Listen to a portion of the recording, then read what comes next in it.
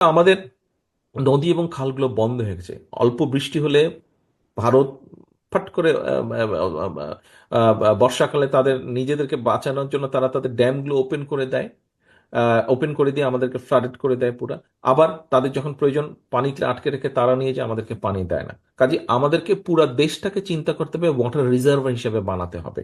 এবং আমরা যদি পুরো দেশটাকে ওয়াটার রিজার্ভার বানাতে যাই, আমাদের মানুষের পানি ব্যবহারের প্রয়োজন এটা করতে হবে, খাল খনন, নদী খনন।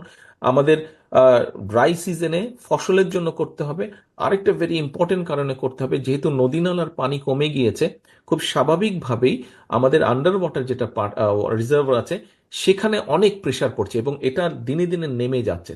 তার সাথে এই নেমে যাওয়ার কারণে আর্সেনিক সহ বিভিন্ন সমস্যা দেখা দিচ্ছে।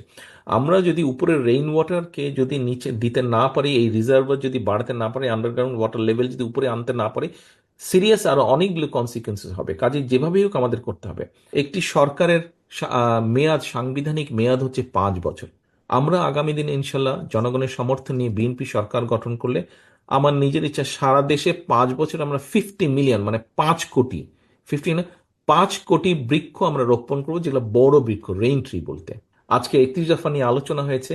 31 দফা বিএনপি দিয়েছে প্রায় 2 বছর আগে। কেন বিএনপি দিয়েছে 2 বছর আগে?